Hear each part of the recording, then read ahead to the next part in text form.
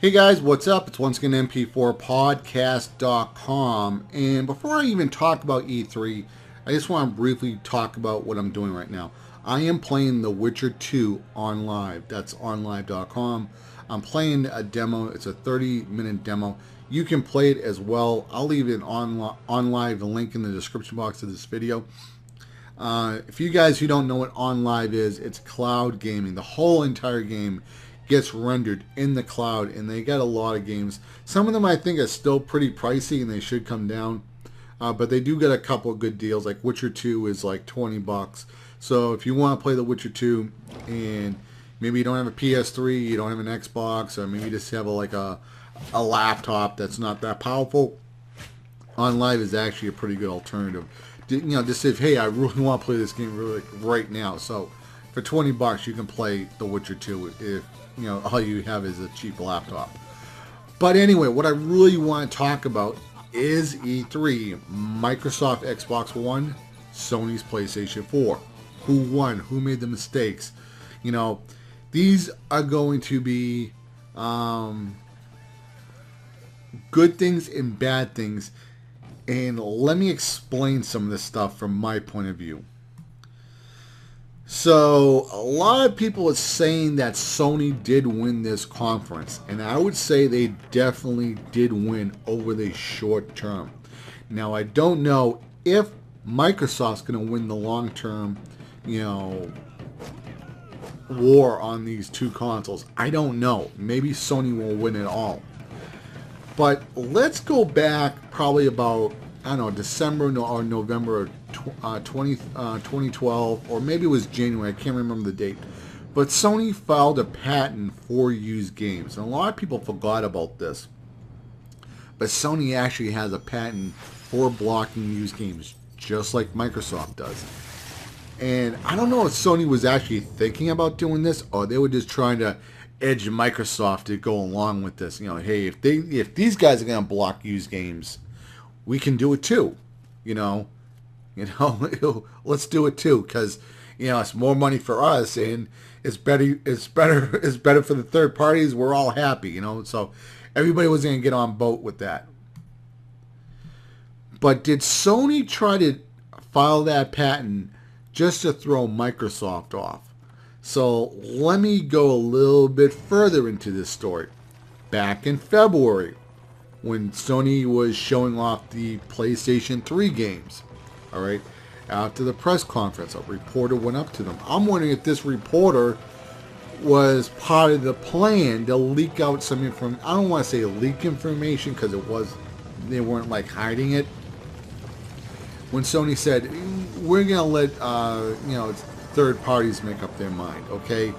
And but we're not going to do it on our games, So then Microsoft hears that, and they're like, oh, that's about 99% of their games. I mean, most games are on any platform except for Nintendo, are all third-party games. So it's like, what's the big deal if Sony releases a couple of games under their label, and there's no DRM to block used games anyway.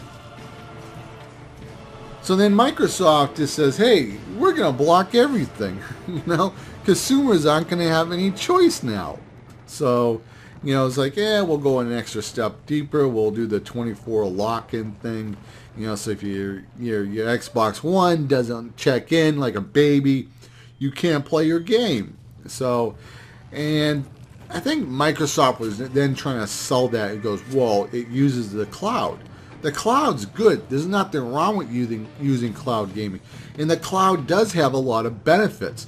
However, when you turn somebody's system off, that becomes a problem. So let me explain how if I was running Microsoft, how I would have dealt with the Xbox One. Okay, now I'm not an engineer. I'm not a programmer. So, it's not like I know how to do all this networking stuff. But I'm just going to give you my perspective from a marketing business person, not a computer technician. All right. Now, Microsoft has said that, you can play your Xbox One offline. You know, it just has to check in, and then you can unplug the cable if you wanted to, or take your Xbox One to a friend's house and game over there, you know, and then you have to plug it back in. All right, we get that, right? So why does it need to always be connected then? It just seems a little weird. So then Microsoft says, well, some of the stuff can be rendered in the cloud. Well, that actually seems kind of cool if you get my drift on this, where I'm going with this. Down the road, the Xbox One will get old. All right, just like an Xbox 360 is old, just like PlayStation 3 is old. Okay, they're old consoles, and they don't come close to what a high-end gaming PC is. So over time, Microsoft and Sony, they're going to make these consoles smaller. Even though the PlayStation 4 seems to be at a pretty good size, it's not huge, and so it makes you wonder why the Xbox One is that big. It's a little strange. But 4 or 5 years ago, 4 or 5 years from now, they can really start amping up that cloud gaming and rendering certain parts of that game in the background. And I think that's why Microsoft went with DDR3 memory. Now, I watched a video from Woody's Gamertag, and he was explaining this type of RAM, the DDR5 and the DDR3. Now, I game on a laptop, so whatever comes in my laptop, that's what I game on. So I don't really watch, what's happening in the video card world, the chips and all this stuff. I just try to buy something that's fairly new. The laptop I have runs all the current generation games on my laptop with, sometimes I have to turn down some settings, but, I'm all good in everything. But I know with this laptop that I have, I'm not going to be able to play next generation video games, okay? Maybe I could play Watch Dogs with the settings turned down. Maybe they're going to make it available for people that have 2 cores. Like I have an Intel i5 and it's a 2-core. I don't know, maybe I'll get lucky. But I'm probably not going to play Watch Dogs on this laptop anyway. But I'm just saying, if I had to or had no choice, maybe there's a chance that they're going to be a little nice and let me lower all the settings.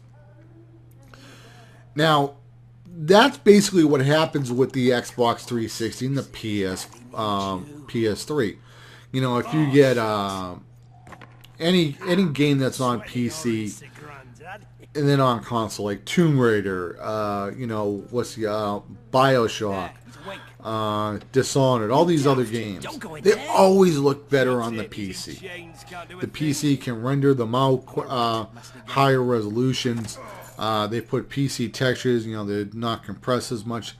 They look better. So, what if you were playing a game like Dishonored or BioShock or Call of Duty, whatever the game is, right? Maybe the main character, you always have the guy's gun, in the front of the screen.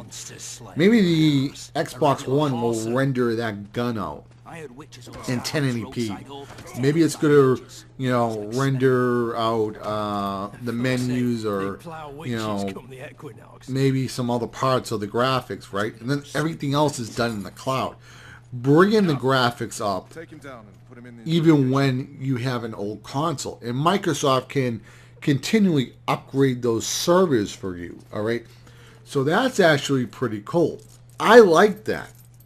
But where I think Microsoft went wrong with this E3 is where, if people can't be connected, what Microsoft should do, they should have it in the game where you could, the game would actually turn down the settings. I don't want people going on their Xbox One, let me turn down these shaders, let me lower the resolution right here. No. It has to be streamless, all right? So if I was Microsoft executive, I would say, okay, all right, for people who don't have good internet, who don't want to connect at all, let them play it just with the Xbox One, but lower the graphics down, all right? For people who do have good internet, they can take advantage of the cloud service and get the best out of the cloud, all right? I mean, I would even be happy. I mean, I wouldn't say happy. I would be okay with it. And they say, hey, if you want to use the cloud for extra rendering to make your games look better, you have to have Xbox Gold. I'm cool with that. You know what I mean? Less headaches for me. They're upgrading everything on their end. But I would also do one other thing. If I was the Microsoft executive, I give everybody a warranty for as long as they have, Xbox Gold continuously. So, maybe somebody was like, hey, my Xbox broke. I don't have a warranty. Oh, let me get Xbox Gold or something like that.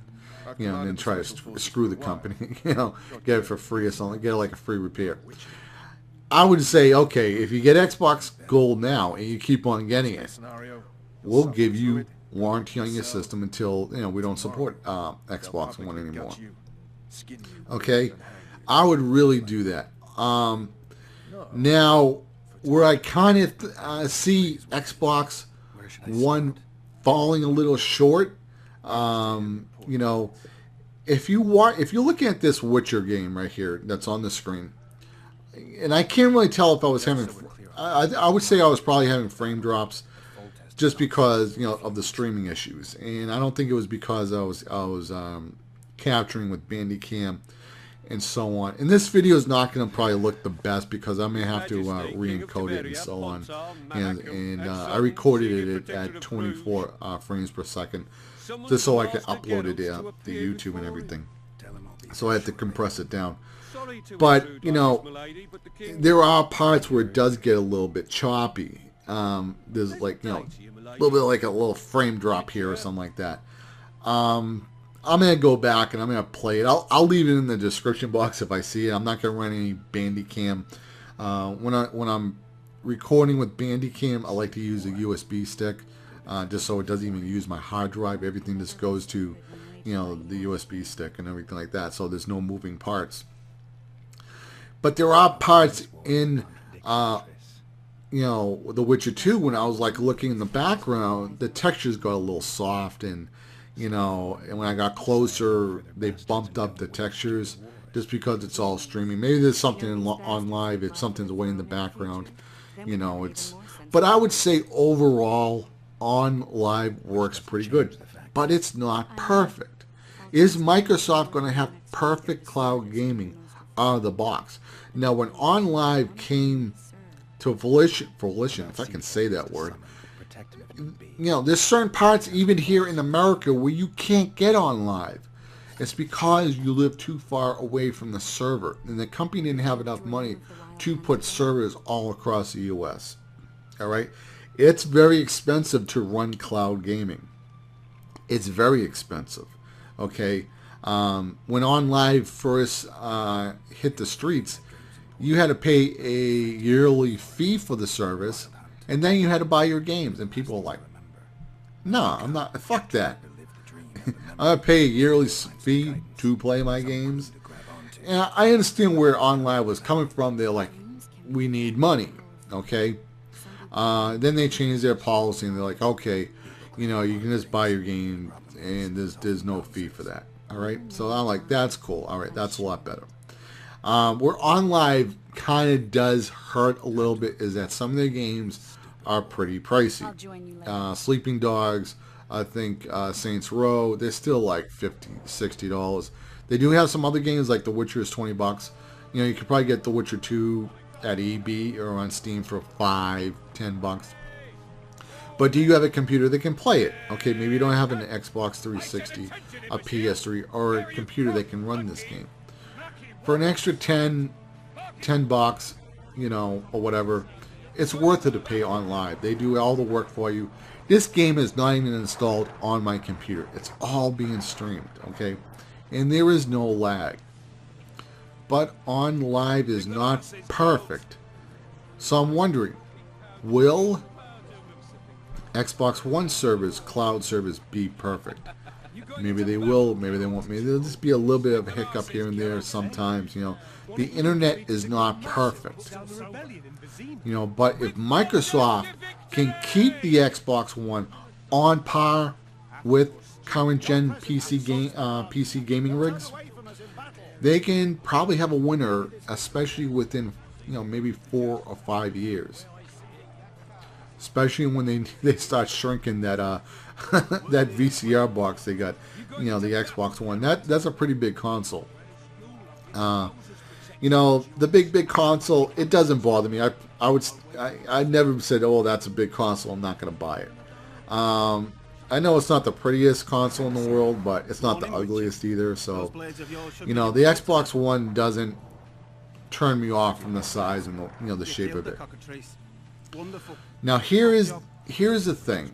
I'm wondering how well developers will be able to use the cloud. Like, they're gonna have to program these games for part of it to be rendered on your console and then the other part to be rendered in the cloud.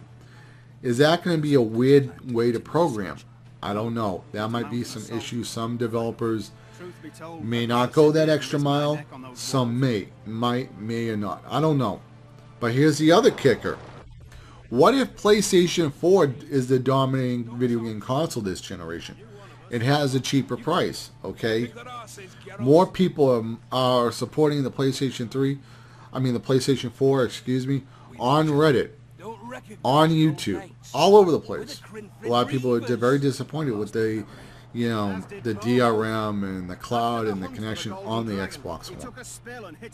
So as a developer, if they program first the game for the Xbox One, for the PS4, are they going to take the extra time to import it to the Xbox One and put all the features of the cloud in there and bump it up? That may or may not happen. We do know that those features will be from games from Microsoft. So Microsoft is investing in studios. Those guys who are just making Xbox One games will have amazing games. Absolutely amazing graphics. You'll see graphics maybe on the Xbox One. It's just like, I can't fucking believe I'm looking at this. I'm talking about graphics that might look like Hollywood studios, okay? And we're still pretty close to that with just in-game engines and really high-end PCs, or just the Xbox One hardware alone or the PS4. But we're not quite there. Now, we may actually get closer. These are just videos that we're seeing online. The consoles haven't been released. And I can tell you, if you look at Call of Duty 2 on Xbox 360, okay, Call of Duty 2, and then you look at Modern Warfare, there's a huge difference in graphics. And there's many techniques that programmers can use to better the graphics. And some of these, techniques and these tricks they come up with actually seem a little funny, actually. Call of Duty 2, the characters had more polygons, but they looked more blocky than Modern Warfare. That sounds a little weird. But Modern Warfare, they developed better texture technology. So somebody has pants on and they have all the ripples, and their boots have the strings and the holes. That was all textures. Those weren't polygons. But it looks better. So there's programming and artistic tricks and post-production things they come up with that can improve the console. And what they did, that they went with textures so they can put more polygons on the ship and make the ship look better and stuff like that. So who knows what the PS4 and the Xbox One can look like with just the hardware that's in there. So let's put the cloud aside. Now, especially, like I said, if these companies program first for the PS4 and then port to Xbox One, the PS4 has a very big advantage here, okay, a huge advantage. One, the PS4 is using more memory for gaming. It's using 7 gigs for gaming, 1 gig for the operating system, all right? That's a lot. The RAM is faster in the PS4 for the GPU, okay? The RAM that's in the Xbox One, it's using 3 gigs because there's 3 OSs running in the Xbox One. There's the gaming OS, there's the multimedia OS, and then there's an OS that switches between the two. Like you can be watching television and you're like, I want to play Killer Instinct, or you'll say Killer Instinct. It'll just start up. There's no delay or anything. So there's 3 operating systems. So when you get to gaming only, if you're not using the cloud, you'll be down to 5 gigs. I don't think it's going to destroy the Xbox One at all, even with 5 gigs, and then, you know, the PS4 has 2 more gigs. But I do think you will see a difference in quality. You know, and I would probably say, I don't want to use Xbox 360 and the PS3 for an example, but if you look at games that were on Xbox, the original Xbox, PS2, and GameCube, those 3 consoles were kind of like all in the same generation. They could run a lot of the same games. Some, you know, the Xbox One was obviously the most powerful and could push out a lot more textures and lighting effects. I'll see if I can even find an example of what I'm talking about. I think it was Splinter Cell, the 3rd one that came out. The Xbox, I was almost going to say Xbox One. I mean the Xbox original looked a lot better than the PS2 version. Even though the PS2 one was still a fun game. It was still a fun game to play. But Xbox original looked a lot better. It was amazing how much difference there was. The Xbox original had a better, you know, GPU in there. It had, I think it was an Intel Pentium 3 700. Much, you know, more RAM. It had 64 megs in there. I mean, I know 64 megs doesn't sound like a lot, but back then, for that generation, it was a lot.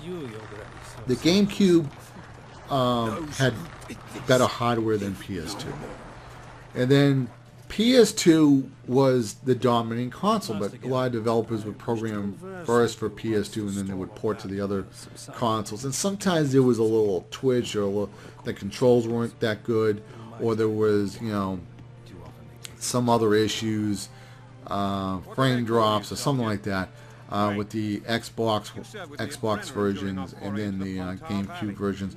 But usually over time, they get better at porting. And when those games were first being ported over to the Xbox and the GameCube, they weren't that good, but as the years go by, they get better. Like, I got ports for the PS3, they're Xbox 360 ports, and they run pretty damn good.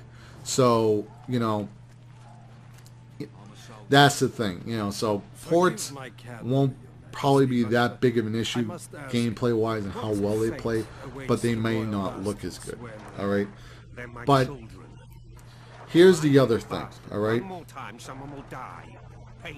The PS2, the best two looking games on that system were the 2 God of War games, God of War 1 and God of War 2, all right?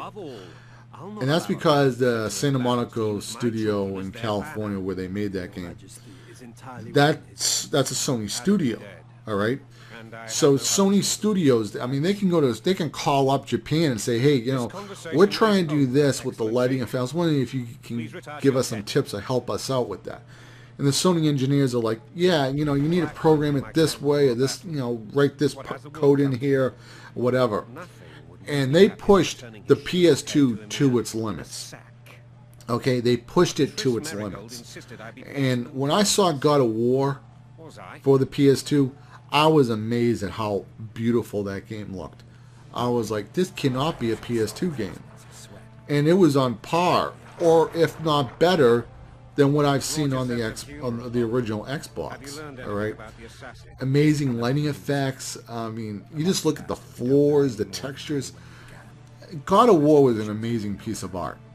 All right, so, you know, if that becomes the case, then the only time the Xbox One will shine, if cloud gaming doesn't take off, and, like, you know, a third party finds a way in how to, you know, make a game that's being ported, but maybe they'll take the extra time. That's when the Xbox One will look the best.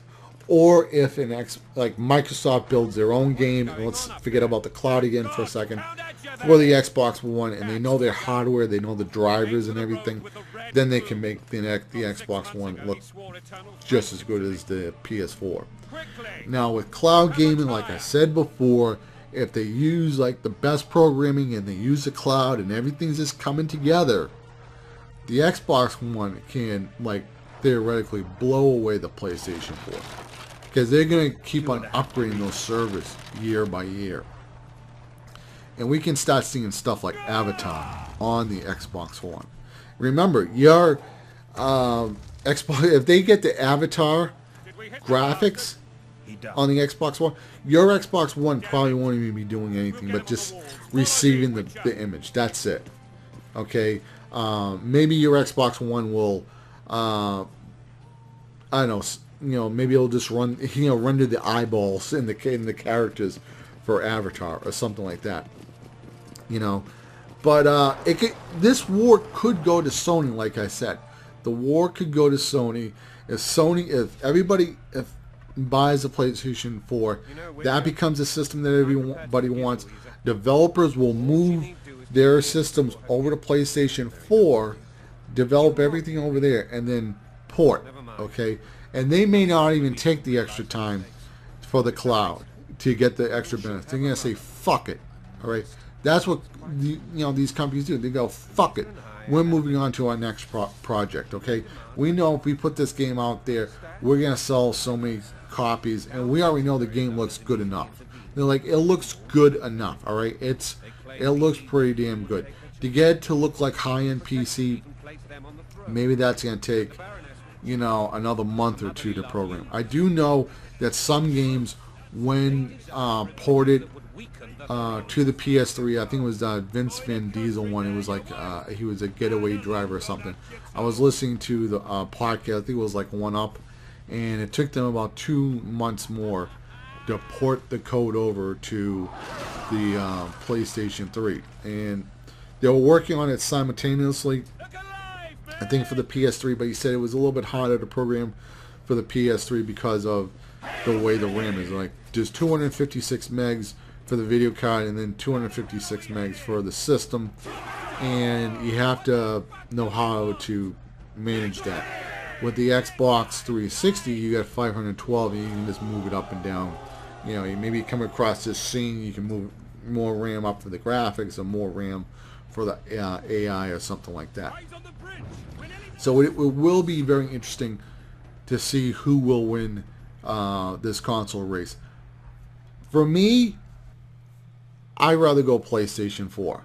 That's how I feel about this, okay? I feel, as a consumer, I feel like I'm buying what I want. And I'm hoping that third parties don't put DRM in the games, so you can't use a game in another machine. Okay, I get online passes and all that bullshit. I still don't agree with it, but whatever. I mean, it's their servers online that you're connecting to. They can do whatever they want. I want to sell it to a friend. Let me do whatever I want. I'm bringing it to GameStop. I sell it on Craigslist, eBay. Let me do what I want. Okay, I can rent games from GameFly if I want. I don't know. Maybe Microsoft will have some downloadable rental service. That's another thing. Xbox is going to put GameFly out of business. A lot of people like GameFly because they don't want to spend too much money buying games and all this other shit. So they get their stuff from GameFly. They'll beat a game, blah, blah, blah, maybe a week or two, and they send it back.